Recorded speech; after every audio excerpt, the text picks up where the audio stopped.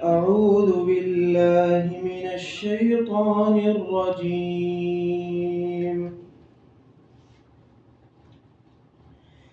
كذبت ثمود المرسلين إذ قال لهم أخوهم صالح ألا تتقون إني لكم رسول أمين فاتقوا الله وأطيعون وما أسألكم عليه من أجر إن أجري إلا على رب العالمين أتتركون فيما هاهنا آمنين في جنات وعيون وزروع ونخل طلعها هضيم وتنحتون من الجبال بيوتا فارهين فاتقوا الله وأطيعون ولا تطيعوا أمر المسرفين الذين يفسدون في الأرض ولا يصلحون قالوا إنما أنت من المسحرين ما أنت إلا بشر مثلنا فأت بآية إن كنت من الصادقين قال هذه ناقة لها شرب ولكم شرب يوم معلوم ولا تمسوها بسوء فيأخذكم عذاب يوم عظيم فعقروها فأصبحوا نادمين فأخذهم العذاب إن في ذلك لآية وما كان أكثرهم مؤمنين وإن ربك لهو العزيز الرحيم.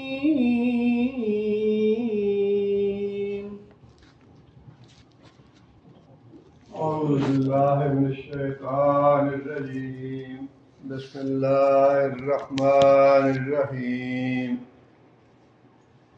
كذبت ثمود المرسلین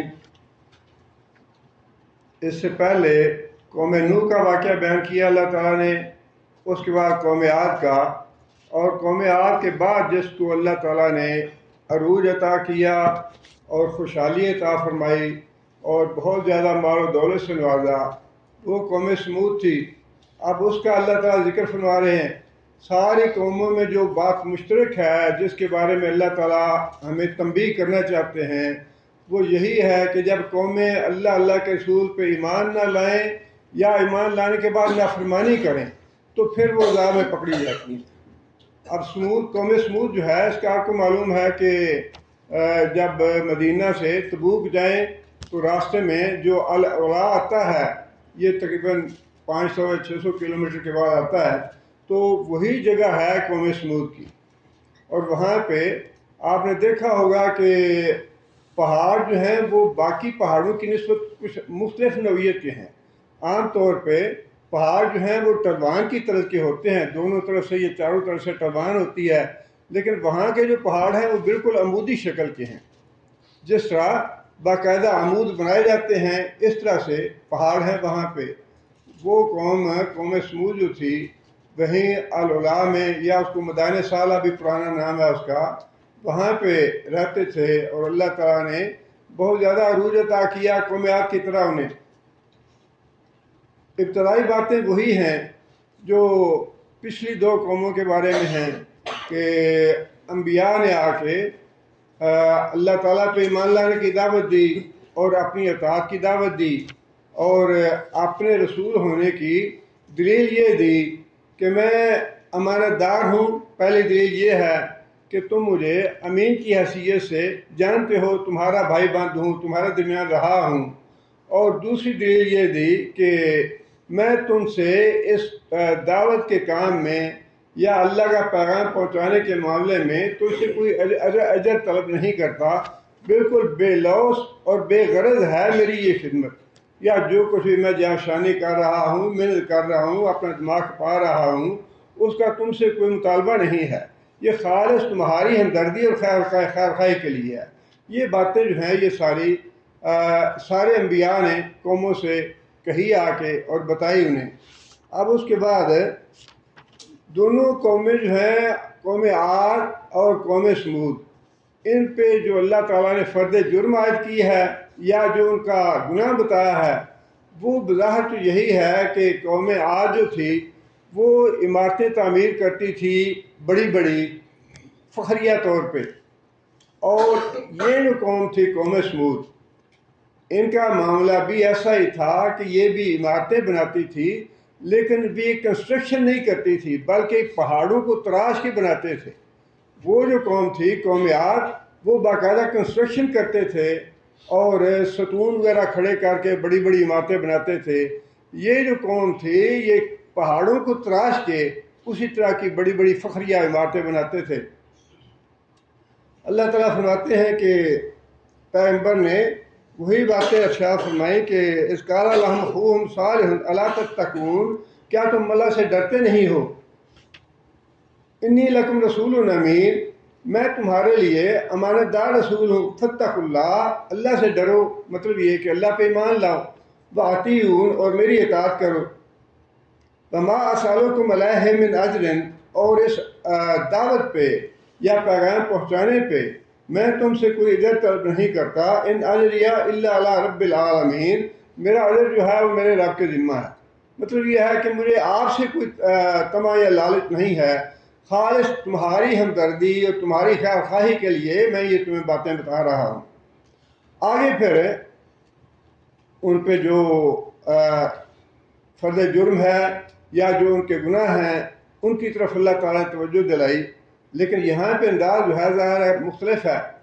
اللہ تعالیٰ فرماتے ہیں اتترکون فیما ہاہنا آمنین، اتترکون، کیا تم چھوڑ دیے جاؤ گے ان نعمتوں میں، یا جو بھی اللہ تعالیٰ نے تمہیں حکومت دی ہے، سرداری دی ہے، یا مال دولت دیا ہے، یا نعمتیں عطا فرمائی ہیں، کیا ان نعمتوں میں اور اس حکومت میں، اس سرداری میں ہمیشہ ہمیشہ تم رہو گے؟ مطلب یہ زندگی دائمی نہیں ہے، یہ زندگی عارضی ہے، لیکن تم اس طرح سے رہ رہے ہو، اس طرح سے تم فخریہ عمارتیں تراشتے ہو یا پہاڑوں سے اپنے گھر بناتے ہو جس طرح تم نے ہمیشہ یہاں رہنا ہے۔ اور یہ بالکل وہی بات ہے جو اس سے پہلے قوم عاد کو پیغمبر نے کہی تھی کہ یہ زندگی جو ہے دائمی نہیں ہے، تم اتنے جو مضبوط اور اتنے بڑے بڑے محل اور قصر بناتے ہو، یہ ایسے ہے کہ شاید تم ہمیشہ رہو گے یہاں پہ، ایسے نہیں ہے۔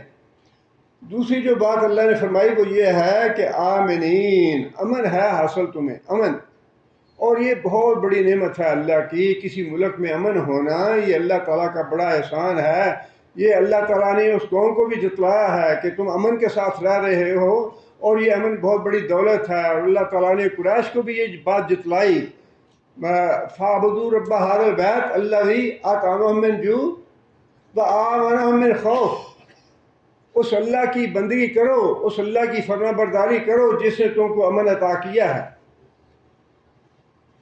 ابراہیم علیہ السلام نے بھی جو دعا مانگی تھی اس دعا کے دو حصے ہیں۔ ایک حصہ یہ ہے کہ یا اللہ شرک سے ہمیں بچا کہ ہم صرف تیری بندگی کریں، لیکن بندگی کرنے سے پہلے جو دعا کا حصہ ہے وہ یہ ہے کہ رب اجعل ھذا البلد آمنا، امن ہوگا تو بندگی ہوگی نا، امن ہوگا تو انسان عبادت کرے گا، امن نہ ہو تو بندگی یا عبادت کیسے ہوگی؟ یہ جا کے ذرا پوچھیں فلسطین کے لوگوں سے جن کو نہ رات کو چین ہے نہ دن کو چین ہے، نہ اپنی زندگی کا پتہ ہے نہ موت کا پتہ ہے، کچھ پتہ نہیں ہے کہ آج سونے کے لیے گئے ہیں ہم اندر، صبح کو اٹھیں گے یا نہیں اٹھیں گے۔ امن جو ہے یہ اللہ تعالیٰ کی بہت بڑی نعمت ہے، اللہ نے جتلایا، بار بار جتلایا، اور نبی صلی اللہ علیہ وسلم نے بھی یہ بات ارشاد فرمائی کہ جو آدمی امن کے ساتھ صبح اٹھتا ہے، عافیت کے ساتھ اٹھتا ہے، اور اللہ نے اس کو کھانے کے لیے دیا ہے، اس کے لیے اللہ نے ساری دولت اکٹھی کر دی، ساری دنیا اس کو دے دی۔ انسان یہ جو خوف ہے، ہر وقت خوف ہے، اس جگہ پہ بھی 24 گھنٹوں میں کوئی ایک لمحہ جو ہے وہ امن کا نہیں ہے، اور پورے فلسطین میں پورا جو ان کا علاقہ ہے کوئی جگہ امن والی نہیں رہی، نہ سکول امن کے لیے ہیں، نہ مساجد امن کے لیے ہیں، نہ مدارس امن کی جگہ ہے، کوئی جگہ امن کی نہیں ہے۔ ان سے جا کے پوچھیں کہ یہ امن جو اللہ نے فرمایا، بار بار فرمایا کہ یہ جو امن تم کو دیا ہے اس پہ اللہ کا شکر ادا کرو۔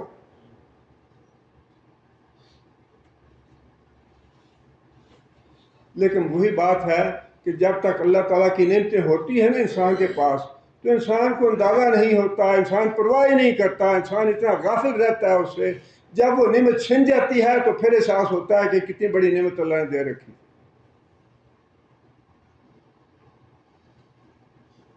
اور یہ بڑا ایک انسان کو جھنجھوڑ دینے والا کلمہ ہے جو اللہ نے فرمایا ہے، اتترکون فیما ہاہنا، یہ جو تمہاری عمارتیں ہیں، یہ جو تمہاری نعمتیں، آج ہم بھی دیکھتے ہیں نا، ہاں جی ماشاء اللہ بڑی آبشاریں، بڑا سرسبزہ، بڑی یورپ کو اللہ نے یہ دیا، اللہ نے وہ دیا، اللہ نے وہ دیا۔ عقل اور مت ماری گئی کہ کیا یہ یورپ کے لوگ ہمیشہ رہے یہاں پہ؟ کس نے ابدی زندگی گزاری یہاں پہ؟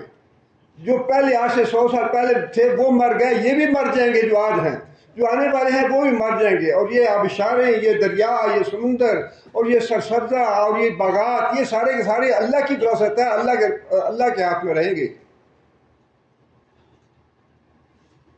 اور یہ تنبیہ ہے سب کے لیے کہ جو نعمتیں اللہ تعالیٰ نے ہمیں دے رکھی ہیں، یہ نعمتیں ہمیشہ کے لیے نہیں ہیں، یہ تو امتحان کے لیے ہیں۔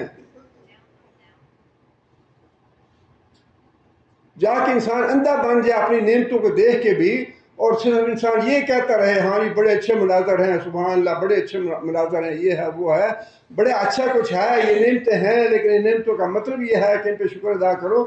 اور آگے اللہ تعالیٰ نے یہاں تو فرمایا نا کہ کیا ان محلات میں، ان قصروں میں تم ہمیشہ ہمیشہ رہو گے، یہ زندگی ابدی نہیں ہے۔ اور اتترکون کا مطلب یہ بھی ہے کہ نہ تو یہاں تم نے ابدی لینا ہے، اور نہ ہی یہ ایسے ہے کہ ان نعمتوں کا تم سے حساب نہ لیا جائے، ان نعمتوں کا حساب لیا جائے گا۔ یہ جو ہم ایک سانس لیتے ہیں نا، سانس، اس کا بھی اللہ نے حساب لینا ہے۔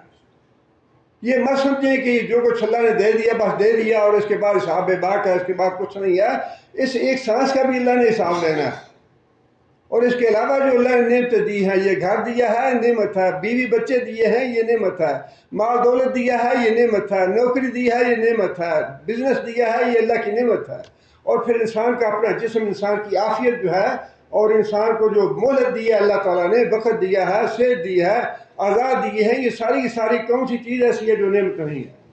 لیکن اللہ تعالیٰ نے تو ایسے لگتا ہے کہ جس طرح کوئی بالکل ہوتے ہیں نا جاہل اور بالکل لا علم اور گنوار لوگ، اس طرح اللہ تعالیٰ نے ایک ایک چھوٹی چھوٹی بات جو ہے وہ جتلائی ہے ہمیں کہ میری یہ بھی نعمت ہے، میری یہ بھی نعمت ہے، یہ بھی نعمت ہے۔ اور یہ نعمتیں ہمیشہ نہیں رہیں گی، اور ان کے نعمتوں کا حساب ہونا ہے۔ یہ دونوں باتیں شامل ہیں اس میں، اتترکون میں۔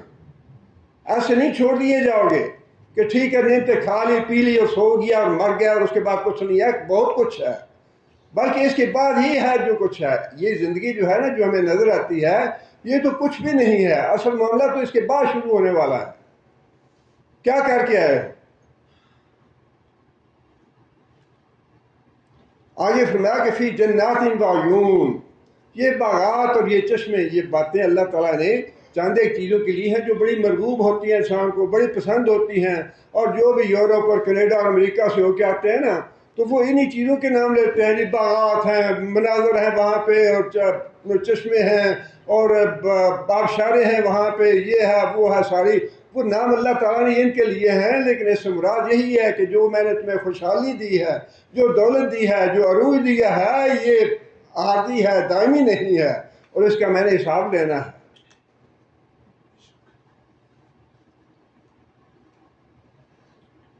فرمایا فی جنات و عیون، یہ جو باغات اور چشمے ہیں جن میں تم امن سے رہ رہے ہو، وزروع، اور یہ کھیت، ونخل، اور نخلستان طلعھا عظیم، جن کے اوپر بڑے اچھے اچھے میوے لگے ہیں، نرم نرم میوے لگے ہیں، تم ان سے فائدہ اٹھاتے ہو، انہیں استعمال کرتے ہو، اور تم اس بات سے غافل ہو کہ ان چیزوں کا کسی نے حساب بھی لینا ہے۔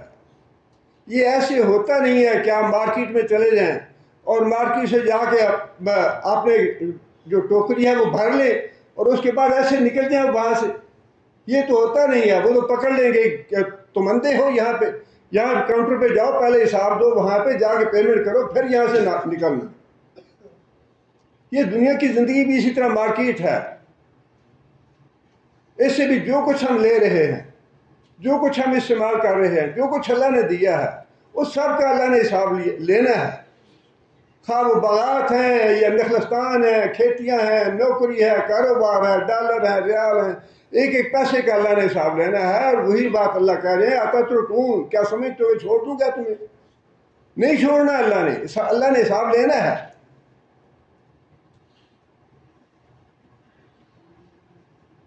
اور یہ پیغمبر آ کے بات کہہ رہا ہے اپنی قوم کی، اور یہ جو احسان ہے یا نعمتیں ہیں، یہ کیوں جتلا رہا ہے پیغمبر؟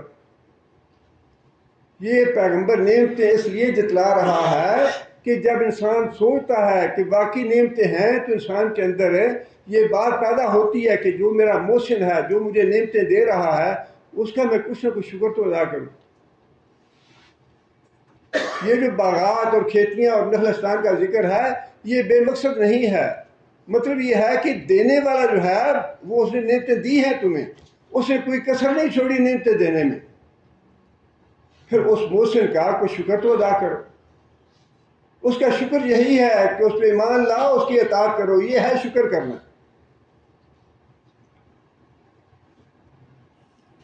آگے پھر پیغمبر نے یہ بات بھی جتلائی، وَتَنْحِتُونَ مِنَ الْجِبَالِ بُيُوتًا فَارِحِينَ، اور ان پتھروں میں، ان پہاڑوں میں تم گھر تراشتے ہو فخر کے طور پہ۔ وہی جب دولت آتی ہے تو پھر انسان اپنا فخر جو ہے نا ہر چیز میں جتلاتا ہے۔ اپنے اٹھنے بیٹھنے پہ بھی اس کے فخر ہوتا ہے، اس کی باتوں میں فخر ہوتا ہے، اس کی آنکھوں میں، اس کے ہاتھوں میں، اس کی چال میں، ہر چیز میں انسان کے اپنا فخر جو ہے وہ دکھاتا ہے جب خوشحال ہوتا ہے، اپنی دولت کی نمائش کرتا ہے۔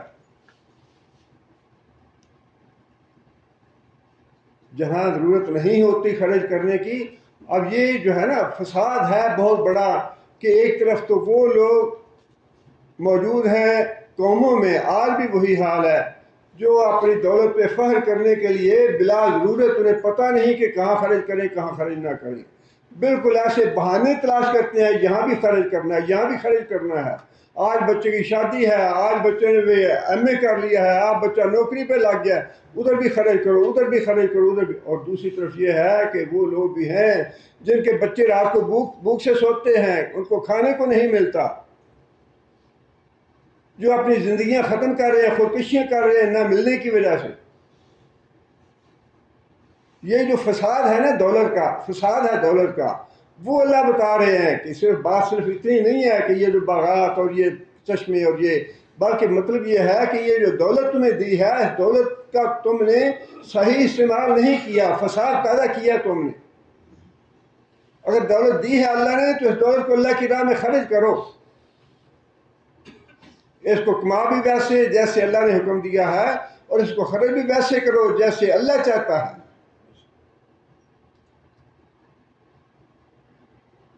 فَاتَّقُوا اللَّهَ وَأَطِیعُونِ، پھر وہی بات ہے، نعمتوں کا جتلانے کے بعد یہ کہنا کہ اللہ سے ڈرو، اللہ کا احسان مانو، اللہ کا شکر ادا کرو، اللہ نے احسان کیا تم پہ یہ نعمتیں دے کے۔ یہ نعمتیں مفت کی نہیں ہیں، ان نعمتوں کا کچھ نہ کچھ تو سوال ہوگا، کچھ نہ کچھ اس کا کرنا پڑے گا، شکر ادا کرنا پڑے گا اس کا۔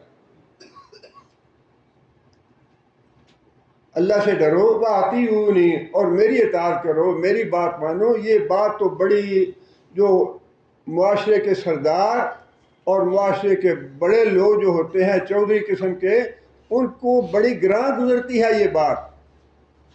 ہمارے تو 4 سٹار لگے ہوئے ہیں، اور ہمیں یہ مولوی کہتا ہے جو مسجد کا امام ہے، کہتا ہے کہ میری بات مانو، پریزیڈنٹ میں ہوں یا تم ہو، گورنر میں ہوں یا تم ہو، حکم میرا چلتا ہے تمہارا چلتا ہے۔ بس یہ بات جو ہے نا، اس نے اتباع کیا قوموں، مولوی کی بات نہیں سننی۔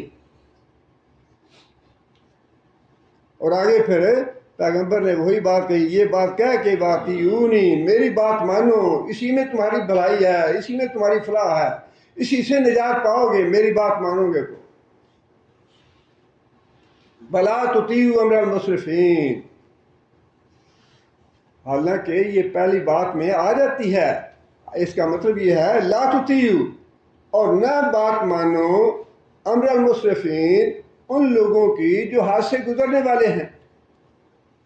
حد سے گزرنے کا مطلب یہ ہے کہ اللہ تعالیٰ نے حدیں بنا رکھی ہیں، یہ حلال ہے، یہ حرام ہے، یہ کرنا ہے، یہ نہیں کرنا، یہ جائز ہے، یہ ناجائز ہے، یوں نہ کرو، یوں کرو، یہ اللہ کی حدیں ہیں۔ فرمایا کہ جو اللہ کی حدوں کو، ریڈ لائن کو کراس کرنے والے ہیں، اللہ کے نافرمان ہیں،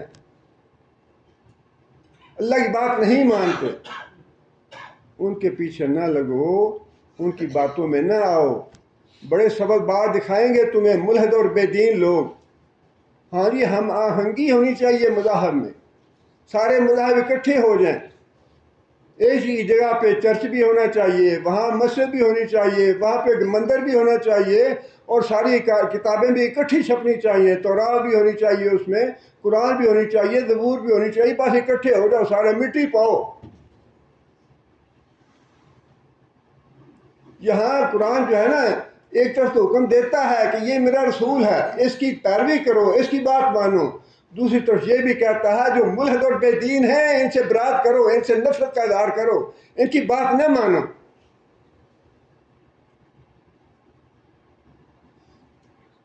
وہ جو اللہ تعالیٰ نے تنبیہ تو بڑے طریقے سے، میں کہتا ہوں کہ اللہ تعالیٰ نے اتنا بندوں کو جھنجھوڑا ہے، اگر قرآن پڑھنے والا ہو، میں کہتا ہوں کہ انسان تو مر جائے اس زندگی میں، انسان کی ہوش ٹھکانے نہیں رہتی، جتنا کچھ اللہ نے جھنجھوڑ دیا ہے نا، یا جتنے اللہ تعالیٰ نے باتیں بتا دی ہیں۔ اللہ فرماتے ہیں کہ قیامت کے دن بندہ کہے گا ملحد اور بے دین لوگوں کے پیچھے لگ کے، اور بے نماز اور بے روز لیڈروں کے پیچھے لگ کے، قیامت کے دن یہ کہے گا بندہ ربنا انا اطعنا ساداتنا کبراءنا فاضلونا السبیل، یا اللہ ان لوگوں نے گمراہ کیا ہمیں۔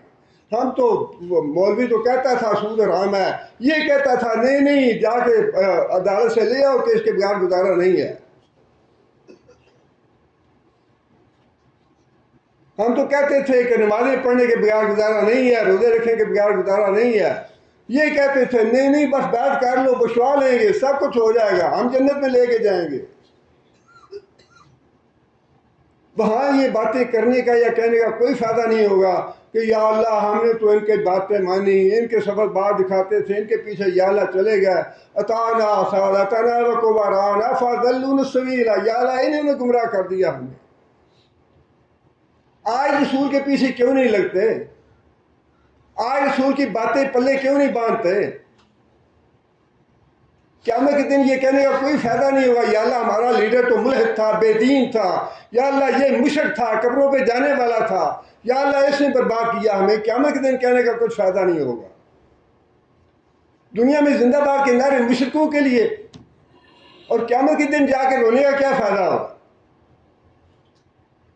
اور یہ سب کو پتا ہوتا ہے کہ ہمارا لیڈر بے نماز ہے، بے روز ہے، صدقہ اپنی زکات نہیں ادا کرتا، اور سارے کبائر میں ملوث ہے، بدکار ہے، سب کچھ پتا ہے، شرابی ہے، آج سارے کبائر موجود ہیں اس میں، پھر بھی زندہ باد کر کے اس کے پیچھے چلتے ہیں۔ اللہ نے یہی بات ارشاد فرمائی، میرے رسول کی بات مانو، ان بے ایمانوں کی باتیں نہ مانو، ان کے پیچھے نہ چلو، یہ گمراہ کریں گے تمہیں، تباہ برباد کریں گے تمہیں، دنیا بھی برباد کریں گے تمہاری، آخرت بھی تمہاری برباد کریں گے۔ قرآن مجید کا کوئی ایک کلمہ بھی زائد نہیں ہے، بے مقصد نہیں ہے۔ ایک طرف جب یہ کہہ دیا تھا کہ میرے نبی کی بات مانو، میرے رسول کی اطاعت کرو، پھر یہ کہنے کی ضرورت تو نہیں تھی کہ ملحد اور بے دینوں کی بات نہ ماننا۔ نافرمانوں کی بات نہ ماننا، لیکن ساتھ فرمایا کہ ہاں ہاں ایسے بھی رک جانا کہ کوئی تمہیں دھوکہ نہ دینے پائے، دیکھنا کہ کون تمہارا خیر خواہ ہے اور کون تمہارا دشمن ہے، دیکھو نماز پڑھنے والا ہے یا نہیں ہے، اس کی سیرت کیسی ہے، اس کا کردار کیسا ہے، اس کی ذاتی زندگی کیسی ہے، اس کے پیچھے چلو۔ اور فرمایا اللہ تعالیٰ نے یہ بھی وَاتَّبِعْ سَبِيلَ مَنْ أَنَابَ إِلَيَّ، فرمایا کہ تمہارے ماں باپ مشرک ہیں، ماں باپ کی بات نہ ماننا، لیکن ان کی عزت کرتے رہو، ادب احترام کرتے رہو، وَاتَّبِعْ سَبِيلَ مَنْ أَنَابَ إِلَيَّ، لیکن بات اس کی ماننا، پیچھے اس کے چلنا، جو آدمی میری طرف بلانے والا ہو، میری طرف رجوع کرنے والا ہو، جو اللہ اللہ کے رسول کی بات کرنے والا ہے، پیچھے اس کے لگنا، کہیں اپنی عاقبت برباد نہ کر لینا۔ وَلَا تُطِيعُوا أَمْرَ الْمُسْرِفِينَ، پیغمبر کہہ رہا ہے یہ بات کہ جو حد سے گزرنے والے اللہ کے نافرمان لوگ ہیں، بے دین لوگ ہیں، ان کی باتیں نہ ماننا، میری بات مانو۔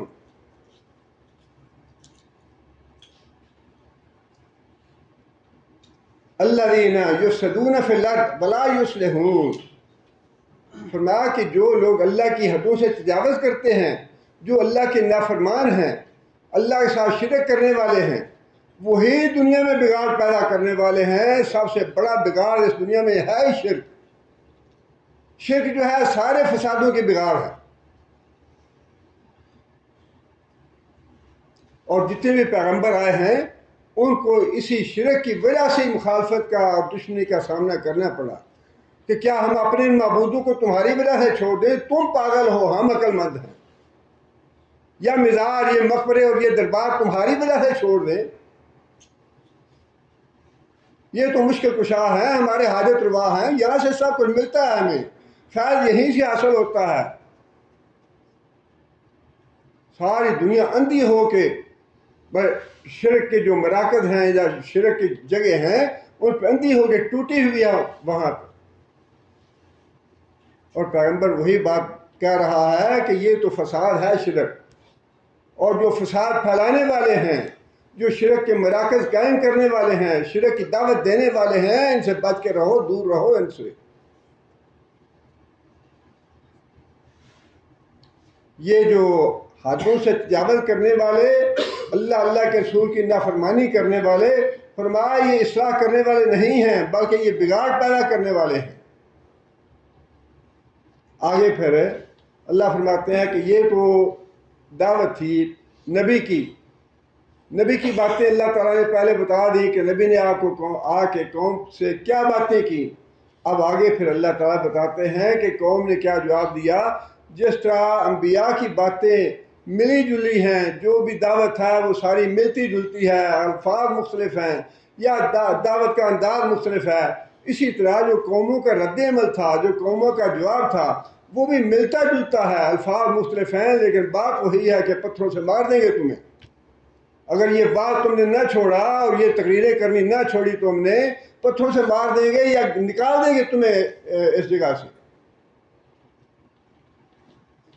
قالوا، جواب میں قوم نے یہ بات کہی، انما انت من المسحرین،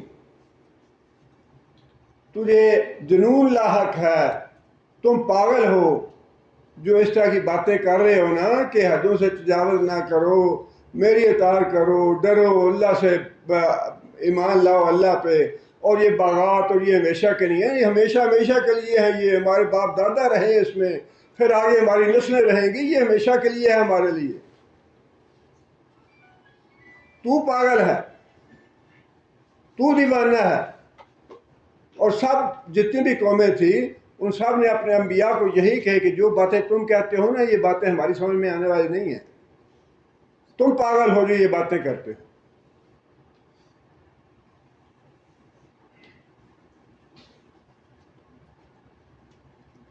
ما انت الا بشر مثلنا، تو ہماری ہی طرح کا ایک آدمی ہے۔ یہ بہت بڑا جال تھا مکر و فریب کا، اور ہے بڑا یہ کبھی دلیل بڑی کبھی ہے کہ باقی اس میں تو کوئی شک نہیں۔ اور یہ پھر جو ہے نا انبیاء کے معاملے میں بھی بڑا یہ فتنہ پیدا کیا اس نے اور بڑی گمراہی پیدا کی اس نے، اور لوگ جو تھے وہ بہت گمراہ ہوئے اس بات کی وجہ سے۔ انبیاء ہماری طرح کے بندے ہی ہیں نا، ہماری طرح کھاتے پیتے ہیں، ہماری طرح چلتے پھرتے ہیں، ہماری طرح بال بچے ہیں ان کے، ہماری طرح سارا کاروباری زندگی ہے۔ انبیاء کے بارے میں بھی یہ بات جو تھی اس نے بڑا گمراہ کیا لوگوں کو، اور اللہ تعالیٰ معاف کرے آج کل کے زمانے میں صحابہ کرام کے بارے میں بھی یہی باتیں کہنی شروع ہو گئی لوگوں میں۔ وہ جی صحابی بھی تو ساڑھے جب بندے ہی ساننا، وہ بھی تو انسان ہی تھے نا، وہ انسان ہماری طرح کے نہیں تھے۔ ہم میں سے کون ایسا ہے جس کا مغفرت کا اللہ تعالیٰ نے وعدہ کر دیا ہو یا مغفرت دے دی ہو اس کو؟ رضی اللہ عنہم ورضوا عنہ، اللہ راضی ہے ان سے، اللہ نے معاف کر دیا ان کو، اللہ کے ہاں وہ بخشے ہوئے ہیں۔ ہم میں سے کون ایسا ہے، کوئی ہے ولی اللہ یا کوئی ایسا پیر یا ایسا حضرت صاحب یا کوئی ایسا جو کہے مجھے اللہ نے معاف کر دیا؟ ایک جیسے نہیں ہے۔ صحابہ جو ہے وہ ہم سے بہت ہی اعلیٰ اور افضل ہیں، ہم تو ان کی خاک کے ذرے کے برابر بھی نہیں ہیں۔ جو باتیں زبان سے نکالتے ہیں لوگ ان کے بارے میں کہ وہ بھی ہماری ہی طرح کے انسان تھے، وہ بھی ہماری ہی طرح حکومتوں کے لیے لڑتے رہے، وہ بھی ہماری ہی طرح سب کچھ کرتے رہے، یہ جو ہے انسان کو ایمان اور دین اور عاقبت تباہ اور برباد کرنے والی بات ہے۔ جن کے بارے میں اللہ نے بار بار قرآن میں یہ فرما دیا ہو کہ میں نے انہیں معاف کر دیا ہے۔ میں اسے اب ایک اور فتنہ اللہ تعالیٰ معاف کرے، کچھ دنوں سے سوشل میڈیا پہ اتنی یہ فتنہ ہے، اتنی یہ بڑی تباہی ہے، وہ صحابہ جو مرتد ہو گئے، انا للہ و انا الیہ راجعون، ایسی بات لکھنے والا جو ہے بہت ہی ظالم انسان ہے۔ جو مرتد ہوئے وہ صحابہ نہیں تھے، ان کے لیے وہ منافق تھے، منافقوں میں سے مرتد ہوئے، لیکن صحابہ میں اس پہ صحابی کا لفظ استعمال نہیں کرنا چاہیے۔ جو آدمی صحابی تو ہے ہی وہ جو ایمان کی حالت میں دنیا سے رخصت ہوا، نبی صلی اللہ علیہ وسلم کی زیارت کی اس نے ایمان کی حالت میں، اور دنیا سے رخصت ہوا ایمان کی حالت میں۔ ہم لفظ صحابی کا اس کے لیے استعمال کریں گے، اور جو مرنے سے پہلے مرتد ہو گیا اس کے لیے صحابی کا لفظ استعمال کرنا صحابی کی توہین ہے یہ، اور یہ جان بوجھ کے کیا جاتا ہے صحابہ کی توہین کرنے کے لیے۔ اور بڑے ظالم انسان ہیں وہ جو یہ کلیم کرتے ہیں یا دعویٰ کرتے ہیں یہ ہماری ہی جیسے صحابی تھے، جو صحابی ہماری جیسے انسان تھے، جو صحابہ کرام ہیں ان کے بارے میں تو اللہ کے رسول نے فرما دیا کہ طوبیٰ لمن رآنی، اس کے لیے مبارک ہے جسے مجھے ایمان کی حالت میں دیکھ لیا۔ نبی صلی اللہ علیہ وسلم کو دیکھ لینا جو ہے وہی اتنی بڑی بشارت ہے جنت کے لیے کہ اس میں کوئی شک کی گنجائش نہیں ہے، اللہ کے رسول کو فرمان ہے۔ یہ جو ہے نا ہماری طرح کے بندے، خاص صحابی کے معاملے میں ہو یا نبی کے معاملے میں ہو، یہ دھوکہ اور فریب ہے۔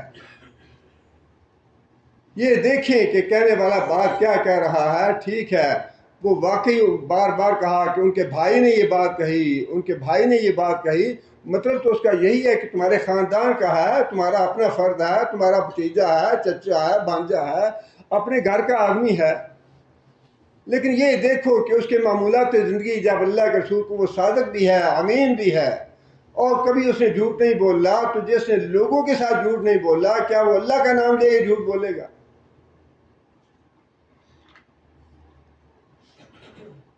نہ تو انبیاء جو ہیں وہ اپنے مقام اور اپنے منصب کے اعتبار سے ہم جیسے ہیں، نہ ہی صحابہ اپنے مقام اور مرتبے کے اعتبار سے ہم جیسے ہیں، نہیں ہیں ہم جیسے۔ کوئی ایک آدمی دیکھے نا، معمولی سی بات ہے، حضرت کسی ایک صحابی کا آپ لے لیں، حضرت بلال رضی اللہ تعالیٰ عنہ سارا دن گرم ریت پہ یا گرم پتھروں پہ سارے دن گزار دیتے تھے۔ آج تو 2 منٹ کے لیے سڑک پہ 2 منٹ کے لیے گرمی کے موسم میں ننگے پاؤں کھڑا ہونا ممکن نہیں ہے۔ کون آدمی ہے جو یہ دعویٰ کرتا ہے کہ میرا ایمان ان جیسا؟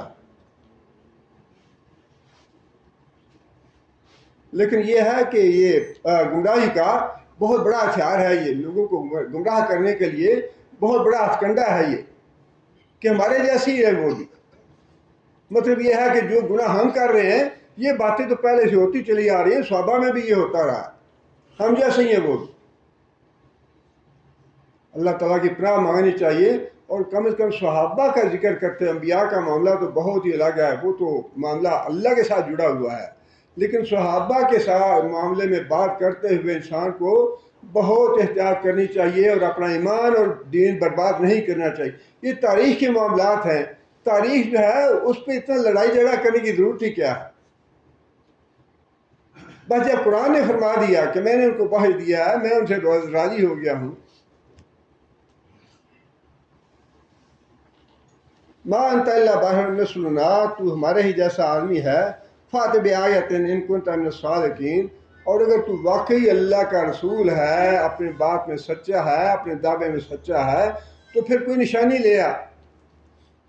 اب ایسی نشانی جو ہے نا اللہ تعالیٰ نے خود نبی صلی اللہ علیہ وسلم کو بھی نہیں دی، یہ حضرت صالح علیہ السلام کو اللہ تعالیٰ نے واقعی ایسی نشانی دکھا دی، ایسی نشانی دے دی جیسی نشانی ان کی قوم چاہتی تھی۔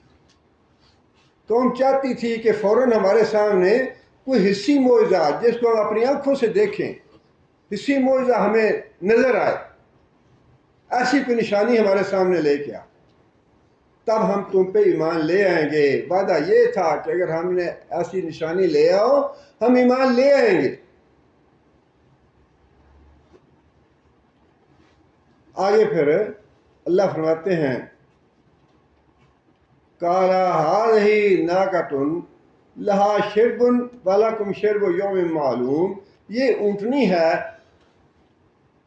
اور گاؤں کے کنویں سے ایک دن یہ اونٹنی پانی پیے گی اور ایک دن تمہارے جانور پانی پئیں گے۔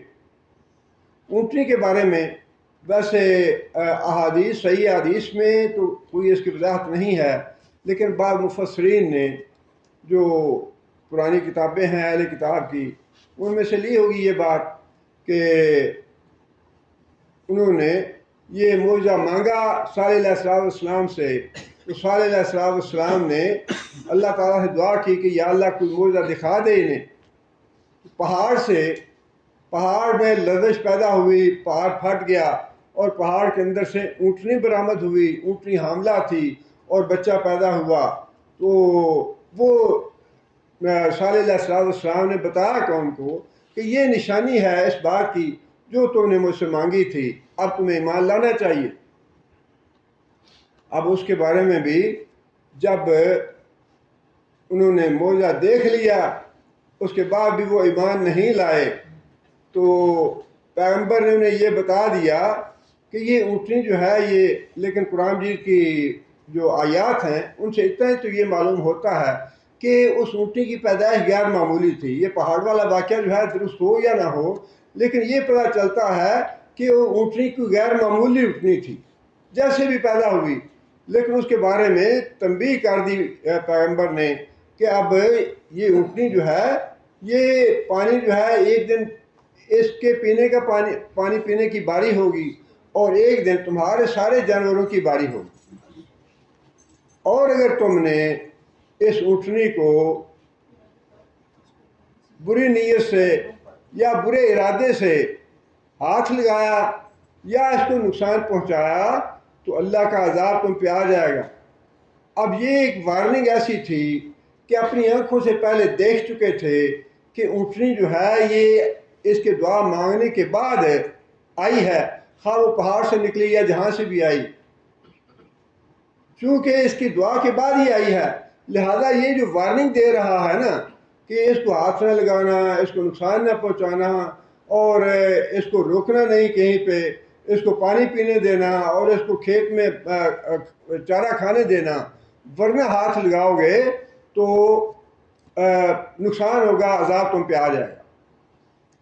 اب یہ اس وارننگ سے وہ ڈرتے تھے، قوم جو تھی، کیونکہ اس نے دیکھ لیا تھا کہ جو نشانی ہم مانگتے تھے وہ نشانی دکھا دی اس نے، جس کا مطلب یہ ہے کہ باقی معاملہ تو ہے کچھ، وہ بات تو ان کے ذہن میں آ گئی۔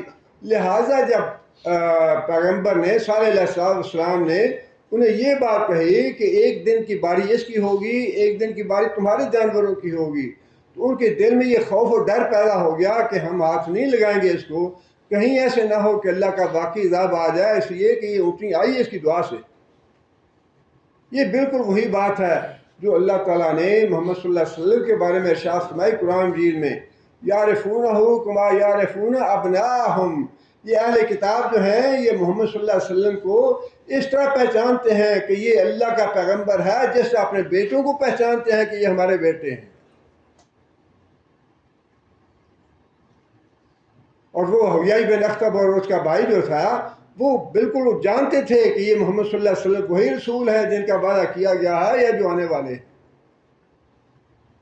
لیکن جو تعصب تھا اور جو ہر درمی تھی یا ضد تھی کہ یہ بنو اسماعیل سے کیوں آیا ہے، بنو اسحاق سے ہم توقع کر رہے تھے، ہماری لڑی میں آنا چاہیے تھا، یہ ادھر سے آ گیا لہٰذا اس پہ ایمان نہیں لائیں گے۔ آگے اللہ فرماتے ہیں کہ صالح علیہ السلام نے قوم کو یہ بات بھی بتا دی، وَلَا تَمَسُّوهَا بِسُوءٍ، بری نیت سے، برے ارادے سے اس اونٹی کو ہاتھ نہ لگانا، فَيَأْخُذَكُمْ عَذَابُ يَوْمٍ عَظِيمٍ، اگر ایسا کرو گے تو بڑے دن کا عذاب آ جائے گا تمہارے اوپر۔ اب چونکہ دل میں بات تو پڑ گئی تھی قوم کے کہ اس کی دعا سے یہ اونٹنی آئی ہے، تو اس کا مطلب یہ ہے کہ واقعی کچھ نہ کچھ بات ہے اس کی اللہ تعالیٰ کے ساتھ، اس لیے وہ ڈر گیا اس بات سے اور کچھ کافی عرصہ گزار دیا، صبر کیا اس بات پہ، لیکن آہستہ آہستہ ان میں چہ میں گوئیاں پیدا ہونی شروع ہو گئیں۔ 5 سال کے بعد، 10 سال کے بعد، 15 سال کے بعد، یا جتنا بھی عرصہ اللہ نے گزار دیا، اس کے بعد وہ آپس میں باتیں کرنی شروع کر دی انہوں نے، یہ تو بڑی مصیبت ہے، ہمارے جانور پیچھے رہ جاتے ہیں، ہمارے جانور سیراب نہیں ہوتے، ہمیں پانی کی ضرورت پڑتی ہے، یہ کیا مصیبت آ گئی ہے، اس کو ختم کرنا چاہیے۔ جیسے آہستہ آہستہ ہوتا ہے، وہ جو دل میں خوف تھا شروع میں، آہستہ آہستہ وہ ختم ہونے لگا، اور انہوں نے طے کر لیا کہ ہم اس اونٹنی کو ہلاک کر دیں گے یا اس کو ختم کر دیں گے۔ اللہ تعالیٰ نے سورہ قمر میں بھی اس کا ذکر فرمایا ہے۔ اللہ فرماتے ہیں کہ کذب ثمود بالنذر، قوم سمود نے بھی پیغمبروں کو جھٹلایا، فقالوا ابشر منا واحدا نتبعہ، کیا ایک بشر کی ہم پیروی کریں؟ یہ پھر وہی بات ہے کہ وہ ہمارے جیسا ہی ہے، ہم جیسا ہی انسان ہے، ہم اس کی پیروی نہیں کریں گے۔ اگر انسان کی پیروی کریں گے تو ہم گمراہ ہو جائیں گے۔ اور ان کے یہ ذکر علیہ من بیننا بل ہوا کذاب ونشر، اس کو کہا کہ یہ جھوٹا ہے، ہم سچے ہیں۔ اور یہ ہر نبی کے ساتھ ہوتا رہا ہے کہ تم جھوٹے ہو، ہم سچے ہیں۔ سَيَعْلَمُونَ غَدًا مِنَ الْكَذَّابِ الْأَشِرِ، اللہ فرماتے ہیں کہ کل ہی پتہ چل جائے گا۔ باتیں ہوتی رہیں اور بالآخر انہوں نے یہ فیصلہ کر لیا کہ ہم نے اس اونٹی کو ختم کرنا ہے۔ اللہ فرماتے ہیں کہ ہم آزمائش کے لیے اونٹنی بھیج رہے ہیں، اور ان کو بتا دو کہ پانی کی باری جو ہے ایک دن اس کی ہوگی، ایک دن تمہارے جانوروں کی ہوگی۔ فَنَادَوْا صَاحِبَهُمْ فَتَعَاطَىٰ فَعَقَرَ، جب کچھ سال گزر گئے اور وہ برداشت نہ کر سکے اس پابندی کو، تو پھر انہوں نے جو بہت بڑا ظالم تھا یا بہت بڑا متکبر آدمی تھا یا جس کو بڑا طاقتور سمجھتے تھے یا جو سب سے بڑا چودھری تھا اور سب سے بڑا سردار تھا، اس کو بلایا کہ یار اس مصیبت سے نجات دلاؤ ہمیں، یہ کیا مصیبت آ گئی، یہ پابندی ہم سے قبول نہیں ہوتی۔ یہ جو پابندی والی بات ہے نا، اللہ تعالیٰ معاف کرے، یہ تو ہمارے مسلمانوں کو 5 نمازوں کی پابندی قبول نہیں ہے۔ کتنے مسلمان ہیں جو پابندی کے ساتھ نماز پڑھتے ہیں؟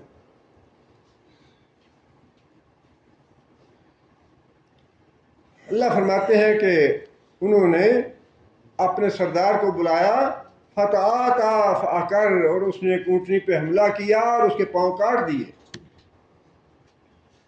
بعض مفسرین نے لکھا ہے کہ اس کے بعد اونٹنی جو تھی چیختی چہاڑتی اسی پہاڑ میں واپس چلی گئی جہاں سے نکلی تھی، لیکن ظاہر ہے کہ حدیث میں اس کا ذکر نہیں ہے، تفاسیر میں لکھی ہیں یہ باتیں۔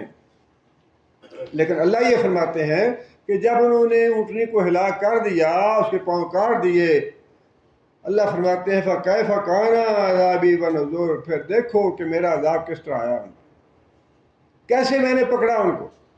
بات وہی ہے کہ جب اللہ کے رسول کی نافرمانی ہوگی، اللہ تعالیٰ مہلت دیں گے کچھ عرصے کے لیے، اللہ تعالیٰ چھٹی دے دیتے ہیں کہ ٹھیک ہے جو کرنا چاہتے ہو کر لو، لیکن ایسے نہیں ہے کہ اللہ تعالیٰ غافل ہو جاتے ہیں۔ جب اللہ پکڑنا چاہتے ہیں تو اللہ کا عذاب آ جاتا ہے، اور عذاب ایسا آتا ہے کہ اسے پھر نجات نہیں ملتی۔ فرمایا کہ دیکھو پھر میرا ڈرانا اور میرا عذاب کیسا تھا، اِنَّا أَرْسَلْنَا عَلَيْهِمْ صَاعِقَةً وَاحِدَةً، ہم نے بس ایک ہی فرشتے سے کہا چیخ مارنے کے لیے، اور فرشتے کے ایک چیخ تھی، اس چیخ سے ساری کی ساری قوم جو ہے وہ بس کی طرح ختم ہو گئی۔ آگ کی راکھ جس طرح بجھ جاتی ہے، اس طرح پوری کی پوری قوم جو ہے وہ تباہ و برباد ہو گئی۔ فَكَانُوا كَحَشِيمِ الْمُحْتَظِرِ، جس طرح بس ہوتی ہے، کھایا ہوا چارہ ہوتا ہے، اس طرح وہ قوم ختم ہو گئی۔ اور سورہ ہود میں اللہ تعالیٰ نے یہ بات بھی ارشاد فرمائی کہ پیغمبر نے ان کو اونٹنی کو نقصان پہنچانے کے بعد 3 دن کی مہلت دی، کہ اب 3 دن کی مہلت ہے تمہارے پاس، 3 دن کے بعد تمہارے اوپر عذاب آ جائے۔ اور جب 3 دن گزر گیا تو پھر اللہ کا عذاب آ گیا۔ لیکن قرآن مجید میں اللہ نے یہ بھی بات ارشاد فرمائی ہے فَعَقَرُوهَا فَأَصْبَحُوا نَادِمِينَ، جب 3 دن کی وارننگ دی نا پیغمبر نے تو پھر وہ پشیمان ہوئے کہ افسوس ہم نے یہ کیا کرا، ایسا نہیں کرنا چاہیے تھا۔ لیکن جب اللہ کا دیا ہوا وقت گزر جاتا ہے تو پھر انسان جتنا مرضی روئے پیٹے چیخے چلائے کچھ فائدہ نہیں ہے اس کا۔ یہ زندگی اللہ کی بڑی نعمت ہے جو اللہ نے ہمیں مہلت دے رکھی ہے، مرنے سے پہلے پہلے یہ زندگی مہلت ہے، گولڈن ٹائم ہے یہ زندگی جو ہے۔ اس زندگی میں اپنے آپ کو نہیں سنبھالا تو پھر دوبارہ موقع نہیں ملنے والا۔ انسان چیخے چلائے گا یا اللہ دوبارہ ہمیں موقع دے دے، دوبارہ دنیا میں بھیج دے، لعلی اعمل صالحا، تاکہ میں یا اللہ کوئی نیک عمل کروں، ایمان لے آؤں۔ کل اس کا کوئی اس کا جواب ہوگا کہ بالکل ہرگز یہ ممکن ہی نہیں ہے۔ یہ نہیں ہو سکتا کہ دنیا میں آنے کے بعد، جس طرح اس دنیا میں آنے کے بعد انسان ماں کے پیٹ میں واپس نہیں جا سکتا، اسی طرح مرنے کے بعد اس دنیا میں واپس آنا ممکن نہیں ہے۔ جب انسان قبر میں چلا جاتا ہے، برزخ ہے، وہ رکاوٹ ہے، اس کے بعد اس دنیا میں کوئی نہ روح آ سکتی ہے، نہ جسم آ سکتا ہے، نہ کوئی حضرت صاحب آتے ہیں، نہ پیر صاحب آتے ہیں، واپس کوئی نہیں آتا۔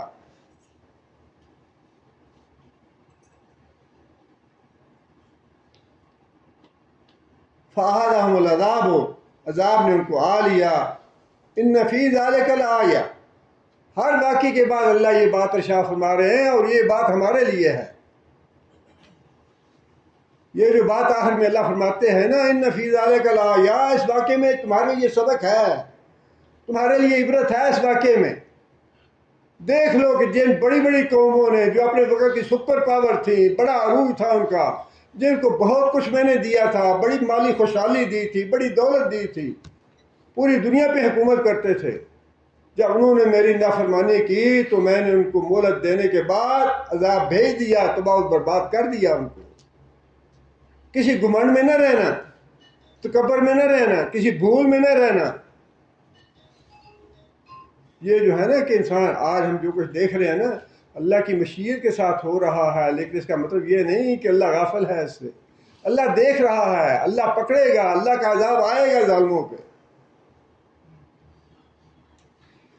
پہلے بھی ہزاروں لاکھوں کے حساب سے قتل و غارت ہوتے رہے، اور جنہوں نے قتل و غارت کی آج وہ دنیا میں نہیں ہیں، اپنے انجام کو پہنچ چکے ہیں، اور جو ظلم آج کر رہے ہیں مسلمانوں پہ یہ بھی اپنے انجام کو پہنچیں گے۔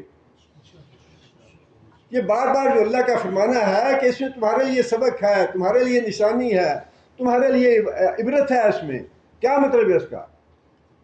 اور اگر ہم اس سے عبرت حاصل نہ کریں، ایسے ایک کان سے سنا دوسرے سے نکال دیا، کچھ فائدہ نہیں یہ واقعات پڑھنے کا یا سننے کا۔ قرآن کے جو یہ واقعات ہیں، ان واقعات کو قصے کہانیاں سمجھ کے نہ پڑھیں، یہ اللہ تعالیٰ ہم سے مخاطب ہیں، ہمیں اللہ بتا رہے ہیں کہ یہ جو بات تم نے پڑھی ہے، جو واقعہ تم نے پڑھا ہے، تمہارے لیے اس میں عبرت ہے، تمہارے لیے سبق ہے۔ اللہ کی نافرمانی فرد کرے گا اس پہ پکڑ آئے گی، اگر قوم کرے گی تو قوم پہ عذاب آئے گا۔ ہماری نمازیں نہیں پڑھتے، بڑا اللہ کا فضل ہے، بڑا اللہ کا کرم ہے، یہ اللہ کا فضل نہیں ہے، اللہ کا عذاب ہے۔ یہ جب مرنے کا وقت آتا ہے تو پتہ چل جاتا ہے کہ وہ فرض جو ہوتا ہے نا، وہ اللہ تعالیٰ اس دنیا میں بھی نکھیر دیتے ہیں، جس سے ساری زندگی۔ ابھی پچھلے ہفتے ہمارے گاؤں میں ایک وفات ہوئی، وہ ہمارے والد صاحب کے شاگرد تھے ویسے تو۔ والد صاحب جب حج کر کے گئے تو اپنے گاؤں میں تہجد کی اذان کا الحمدللہ سننے شروع کر دی۔ وہ صاحب جو تھے بڑی باقاعدگی کے ساتھ تہجد کی اذان دیتے، پھر فجر کی اذان دیتے، پھر مسجد میں باقی بھی اذانوں میں باری لیتے اپنی، اور کثرت کے ساتھ قرآن بھی پڑھتے سارا دن جو ہے وہ۔ اور انتہائی گرمی کے دنوں میں وہ روزہ رکھ کے جا کے فصلیں وہ منجی شنجی کاٹتے اور لاو لگانا اور جو بھی کسانوں کے کام ہوتے ہیں، روزہ چھوڑنا نہیں ہے۔ بس گرمی ہے کوئی بات نہیں ہے، محنت کرنی ہے، مشقت کرنی ہے، مزدوری کرنی ہے، روزہ نہیں چھوڑنا، نماز نہیں چھوڑنی، اور قرآن کی تلاوت کثرت کے ساتھ کرتے تھے۔ اور ان کی موت کس طرح ہوئی؟ ظہر کی نماز کے وقت اذان دی جا کے خود اس آدمی نے، ظہر کی نماز کے بعد حسب معمول اپنی تلاوت کی قرآن کی جماعت ہونے تک، اس کے بعد جماعت کے ساتھ اگلی صف میں بیٹھ کے نماز پڑھی، سنتیں وغیرہ ادا کی، اپنے پاؤں پہ چل کے اپنے گھر گیا، اور اپنے گھر کی دہلیز پہ جب پہنچا تو اپنا قدم گھر کے اندر نہیں رکھ سکا۔ اللہ تعالیٰ نے اسی حالت میں اس کی جان لے لی، لیکن جو اس کا معمول تھا پوری زندگی کا اذانیں دینے کا، اس کا وہی عمل اللہ تعالیٰ نے، آخری عمل جو تھا نا اس کا، وہی اذان دینا، وہی قرآن پڑھنا، وہی نماز بعد نماز پڑھنی، وہی عمل اللہ تعالیٰ نے نصیب کر دیا مرنے سے پہلے اس کو۔ یہ ہے وہ بات جو اللہ فرما رہے ہیں کہ اور جو گناہگار لوگ ہیں ان کا بھی انجام دیکھ لیں، جو ساری زندگی اپنے گناہوں میں اور اللہ کی نافرمانی میں اور اللہ کے رسول کی نافرمانی میں گزارتے ہیں، ان کی جو موت ہوتی ہے وہ بھی اسی کام میں آتی ہے۔ اگر فرد نافرمانی کرے گا اللہ کی تو فرد کا انجام بھی وہی ہوگا، اللہ کسی نہ کسی طرح پکڑ لے گا، خواہ انسان جوانی میں پکڑ لے، خواہ بڑھاپے میں پکڑ لے، خواہ موت کے بعد پکڑ لے۔ لیکن اگر جو اللہ اور اللہ کے رسول کی اطاعت کرنے والے ہیں، ایمان لانے والے ہیں، وہی اللہ نے فرمایا کہ ان کو میں نے بچا لیا، عذاب کو مبتلا انہی پہ کیا جو نافرمان تھے۔ جو ایمان لانے والے تھے ان کو اللہ بچا لیتے ہیں، بچا لیا ان کو۔ وما کان اکثرهم مؤمنین، لیکن اس کے باوجود اللہ فرماتے ہیں کہ اکثریت جو ہے غافلوں کی، لاپرواہ لوگوں کی، غور و فکر نہ کرنے والوں کی، بے ایمانوں کی، ایمان نہ لانے والوں کی، اللہ کے نافرمان، اللہ کے رسول کے نافرمان، بے دین لوگ۔ فرمایا کہ یہ سارے قصے واقعات سن کے بھی ایمان لانے والے تھوڑے ہیں، سبق حاصل کرنے والے بھی ہیں، سب کی نفی نہیں کی اللہ نے، کچھ ہیں لیکن ان کی تعداد کم ہے۔ اکثریت جو ہے وہ ان کی ہے جو غافل ہیں، جو توجہ نہیں کرتے، غور و فکر نہیں کرتے، سبق حاصل نہیں کرتے، اکثریت انہی کی۔ آج بھی وہی معاملہ ہے، اکثریت جو ہے وہ ساری کی ساری شرک میں مبتلا ہے، ٹہریاں ہیں، مقبرے ہیں، دربار ہیں، خانقاہ ہیں، فلاں مشکل کشا ہے، فلاں حاجت روا ہے۔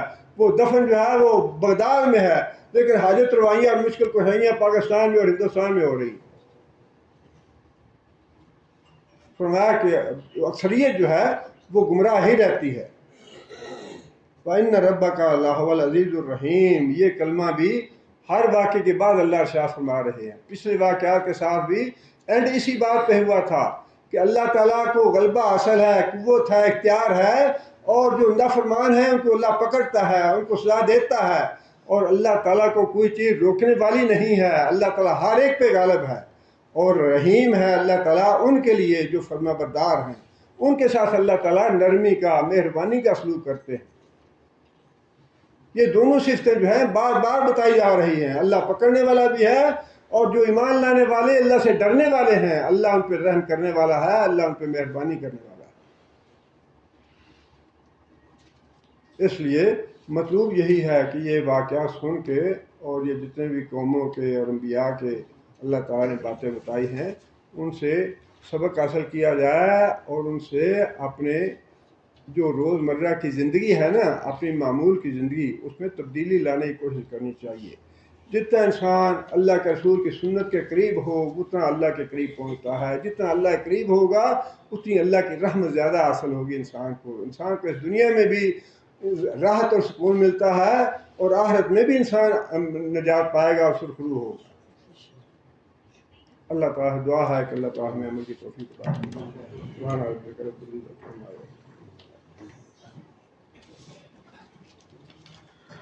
أعوذ بالله من الشيطان الرجيم. بسم الله الرحمن الرحيم.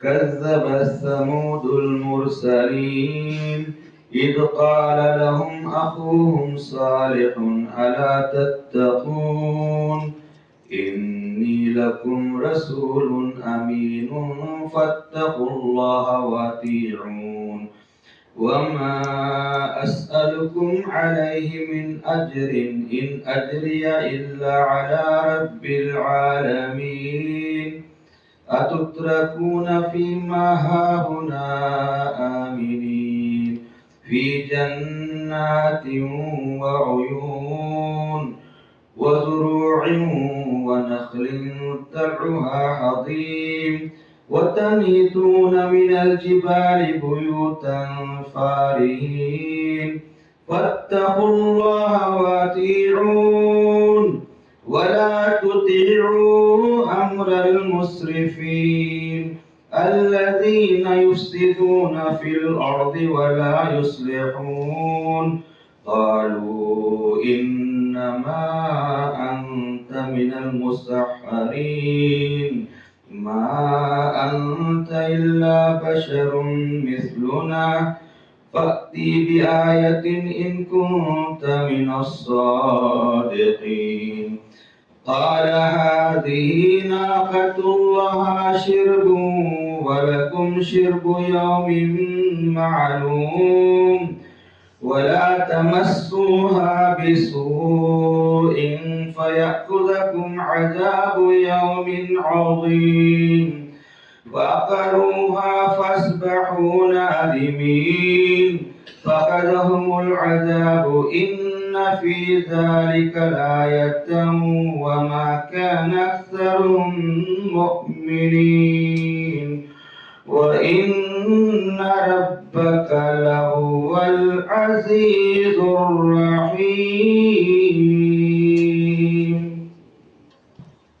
بسم الله الرحمن الرحيم. الحمد لله رب العالمين الرحمن الرحيم مالك يوم الدين إياك نعبد وإياك نستعين اهدنا الصراط المستقيم صراط الذين أنعمت عليهم غير المغضوب عليهم ولا الضالين. اللهم صل على محمد وعلى آل محمد كما صليت على إبراهيم وعلى آل إبراهيم إنك حميد مجيد. اللهم بارك على محمد وعلى آل محمد كما باركت على إبراهيم وعلى آل إبراهيم إنك حميد مجيد. ربنا ظلمنا أنفسنا إن لم تغفر لنا وترحمنا لنكونن من الخاسرين. ربنا آتنا في الدنيا حسنة وفي الآخرة حسنة وقنا عذاب النار. ربنا هب لنا من أزواجنا وذرياتنا قرة أعين واجعلنا للمتقين إماما. ربنا اصرف عنا عذاب جهنم إن عذابها كان غراما إنها ساءت مستقرا ومقاما. اللهم أيد الإسلام والمسلمين. اللهم أعز الإسلام والمسلمين. اللهم أذل الشرك والمشركين. اللهم دمر أعداء الدين. اللهم دمر أعداء الدين. ख़ास तौर पे अहले फ़लस्तीन के लिए ये बात नहीं करनी चाहिए उनके मामलात की, लेकिन जिस पे भी जुल्म हो रहा है ख़ास तौर पे मुसलमानों पे, और फ़लस्तीन वाले जो हैं मुसलमान हैं वो बेचारे कुरान उन्होंने पकड़े हुए हाथों में अज़ान देते हैं, नमाज़ें पढ़ते हैं, सब कुछ करते हैं। उनके लिए बड़े खलूस के साथ हर नमाज के बाद दुआ करनी चाहिए उनके लिए, और जो ज़ालिम हैं उनके लिए बद्दुआ भी करनी ज़रूरी है। उनके लिए ये न समझें कि अल्लाहुम्मा दम्मिर दियारहम व खर्रिब बुनियानहम व मज़्ज़िक़ जमअहम व शत्तित शमलहम व अयतिम अत्फ़ालहम। जिस तरह उन्होंने हमारे बच्चों को यतीम किया है अल्लाह उनके बच्चों को यतीम करे, जिस तरह हमारी औरतों को बेवा किया है अल्लाह उनकी औरतों को बेवा करे। جیسا ان کے ہمارے مردوں کو انہوں نے قتل کیا ہے، اللہ ان کے مردوں کو قتل کرے، ان کے گھر بار کو برباد کرے۔ اللہم اہلک نسلہم، یا اللہ ان کی نسلوں کو برباد کر دے۔ وانزل بہم باسک الذی لا تردہ عن القوم المجرمین، یا اللہ ایسا عذاب نازل کر جو کبھی ظالم لوگوں سے ہٹتا نہیں ہے، پھرتا نہیں ہے۔ ان کے لیے ضرور دعا کریں، اللہ تعالیٰ ان کو ان کی نصرت فرمائے اور ان کی مدد فرمائے اپنی جناب سے۔ ربنا تقبل منا انك انت السميع العليم وتب علينا انك انت التواب الرحيم سبحان ربك رب العزة عما يصفون وسلام على المرسلين والحمد لله۔ جی ہاں، ہمارے دوست ہیں، ہمارے بھائی ہیں مشکل، وہ درس میں تشریف لاتے ہیں، اشفاق صاحب وہ بیمار ہیں، ان کے لیے دعا فرمائیں، اللہ تعالیٰ ان کو صحت و عافیت عطا فرمائے۔ عاذب الباس رب الناس فشفِ الشافی لا شفاء الا شفاءک شفاء لا یغادر سقما۔ عاذب الباس رب الناس فشفِ الشافی لا شفاء الا شفاءک شفاء لا یغادر سقما۔ عاذب الباس رب الناس فشفِ الشافی لا شفاء الا شفاءک شفاء لا یغادر سقما۔ ربنا هب لنا من ازواجنا وذرياتنا قرة اعین واجعلنا للمتقین اماما۔ سبحان ربک رب العزة عما یصفون وسلام علی المرسلین والحمد للہ رب العالمین۔